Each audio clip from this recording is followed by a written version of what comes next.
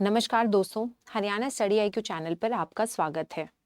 एक समय था जब हरियाणा अपनी पुअर सेक्स रेशो यानी खराब लिंगानुपात के लिए जाना जाता था। जब सेंसस 2011 का डेटा आया था, उस समय हरियाणा वर्स्ट परफॉर्मिंग स्टेट था, यानी पूरे भारत में सबसे कम सेक्स रेशो हमारी थी, जो कि थी 879। पर आज की कहानी अलग है। आज जो सेक्स रेशो है वो है 923 गर्ल्स पर 1000 बॉयज, जो कि पिछले 5 सालों की हाईएस्ट सेक्स रेशो है। तो इस डेटा के बारे में, गवर्नमेंट की पॉलिसीज और स्ट्रैटेजीज के बारे में और उन डिस्ट्रिक्ट्स के बारे में जिन्होंने इसे सच कर दिखाया है, उन सब की चर्चा हम इस वीडियो में करेंगे। तो चलिए इस वीडियो की शुरुआत करते हैं। तो बेसिकली सबसे पहले यही जान लेते हैं कि जो आज जिस सेक्स रेशो की हम बात कर रहे हैं वो है 923 फीमेल्स पर 1000 मेल्स, जो कि पिछले 5 साल की सबसे हाईएस्ट है। बेसिकली हमने 2024 में एक स्ट्रैटेजिक स्लंप देखा था, जिसके बाद 2025 में एक हिस्टोरिक रिकवरी हम लोगों ने विटनेस की है। खैर, इसके बारे में जो चर्चा है वो हम इस वीडियो में करेंगे, बट चर्चा शुरुआत करने से पहले जस्ट एक छोटी सी अनाउंसमेंट है कि अगर किसी को HCS का फाउंडेशन बैच ज्वाइन करना है तो रिपब्लिक डे सेल का आज लास्ट डे है। आप अगर आरंभ 18.0 फाउंडेशन बैच ज्वाइन करना चाहते हैं तो अप टू 77% तक डिस्काउंट अवेल कर सकते हैं, और मेरा जो फैकल्टी कोड है वो है Preeti life. So with this let's begin with the video. तो देखिए, सबसे पहले जो 2015 से 2025 की कहानी है उसे समझ लेते हैं।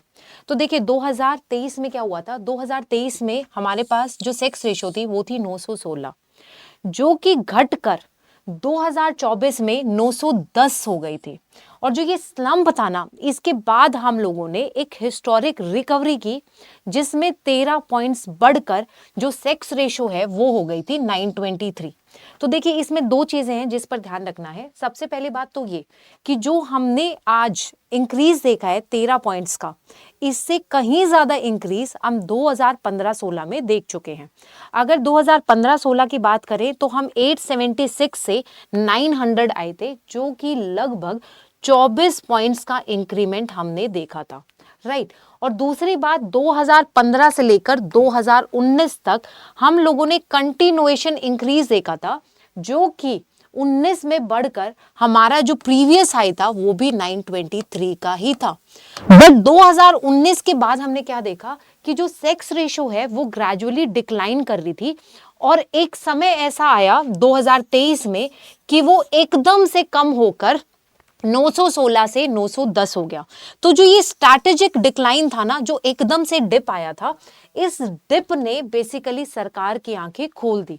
सरकार को अब समझ में आ गया था कि जो हम सॉफ्ट मेजर्स हैं उनके थ्रू इस डिक्लाइन को अरेस्ट नहीं कर सकते हैं, यानी अब हमें अपनी पॉलिसी और स्ट्रैटेजी दोनों बदलने की जरूरत है, राइट। तो बेसिकली ये जो डिप है, ये जो डिप था ना 916 से 910, यही आई ओपनर इवेंट था, जिससे गवर्नमेंट को समझ में आ गया कि जो कॉम्प्लेसेंसी सेटिंग है ना, इससे बात नहीं बनेगी, और हमें जो अपने सॉफ्ट मेजर्स हैं उनको अबेंडन करना पड़ेगा, और एक फुल फ्लेज्ड स्ट्रैटेजी और एक फुल फ्लेज्ड पॉलिसी अपनानी पड़ेगी।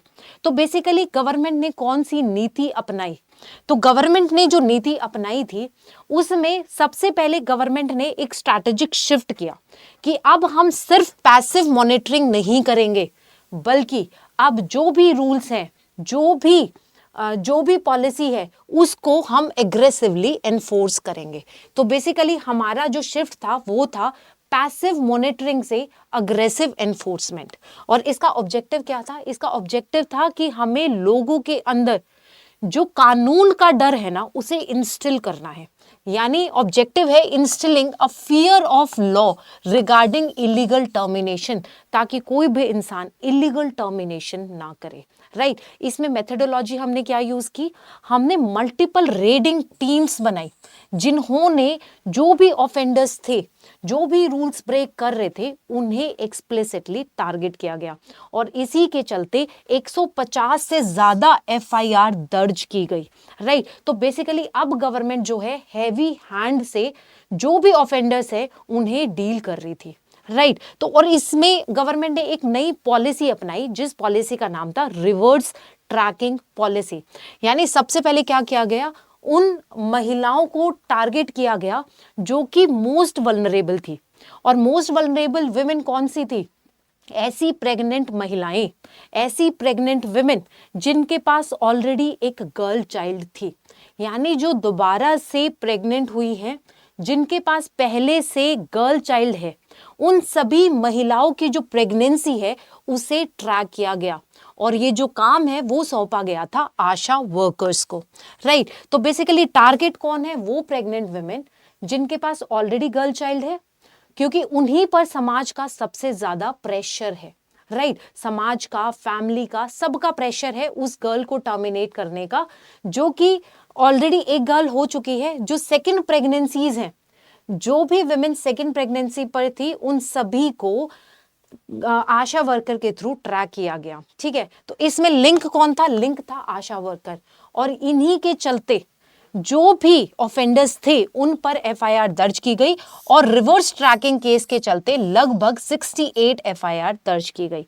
तो जो ये रिवर्स ट्रैकिंग पॉलिसी है ना, ये बेसिकली एक गेम चेंजर की तरह प्रूव हुई, जिसने हमारी जो गिरती हुई सेक्स रेशो थी उसे अरेस्ट करने में बहुत मदद की। अब बेसिकली उन डिस्ट्रिक्ट्स की बात कर लेते हैं जिन डिस्ट्रिक्ट्स ने अच्छा परफॉर्म किया। देखिए 2024 की बात करें तो ऐसा कोई भी डिस्ट्रिक्ट नहीं था जिसने 950 का जो मार्क है वो क्रॉस किया हो। बट 2025 की बात करें तो ऐसे 3 डिस्ट्रिक्ट्स थे जिन्होंने 950 का जो बैरियर है वो क्रॉस किया, और जिनमें हमें काफी फिनोमिनल इंक्रीज देखने को मिला। जैसे अगर हम इंक्रीज की बात करें तो सबसे ज्यादा इंक्रीज हमने देखा पंचकुला में। पंचकुला में इंक्रीज 56 पॉइंट्स तक था। उसके बाद जो इंक्रीज देखने को मिला वो मिला पानीपत में, जिसमें जो इंक्रीमेंट है वो लगभग 51 पॉइंट्स का था।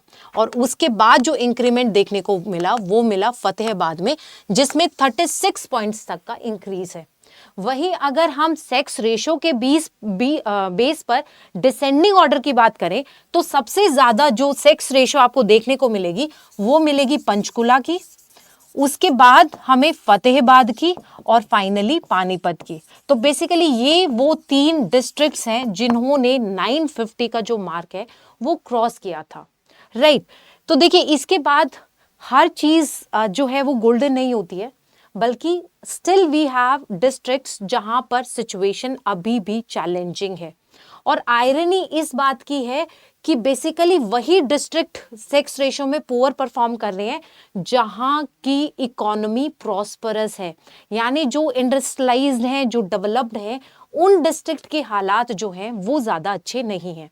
जैसे हम बात कर रहे हैं गुरुग्राम की, हम बात कर रहे हैं सोनीपत की, ये दोनों ही एनसीआर रीजन में हैं, और दोनों ही डिस्ट्रिक्ट ऐसे हैं जहां की इकोनॉमी प्रॉस्परस है।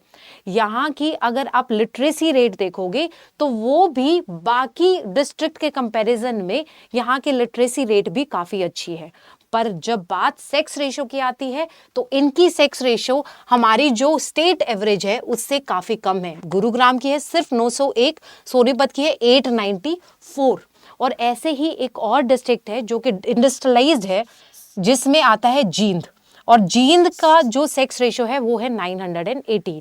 तो बेसिकली ये वो डिस्ट्रिक्ट है जिन्होंने अपनी सेक्स रेशो में डिप दिखाया है, और जो स्टेट एवरेज से काफी कम है। और ये जो डिप है ना वो यही दिखाता है कि economic prosperity does not automatically equate to better social indicators. यानी अगर कोई डिस्ट्रिक्ट इकोनॉमिकली प्रॉस्पेरस है, इसका मतलब ये बिल्कुल नहीं है कि उसके जो सोशल इंडिकेटर्स होंगे वो भी बेटर होंगे, राइट। तो ये जो है ये इन डिस्ट्रिक्ट्स की ग्लूमी साइड है जिस पे हमें वर्क करने की जरूरत है।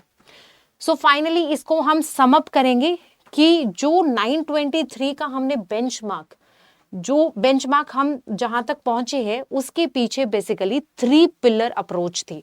जो पहला पिलर था वो विजिलेंस का था, जिसमें वीकली रिव्यूज होते थे, क्रॉस डिपार्टमेंटल प्रेशर्स थे, राइट।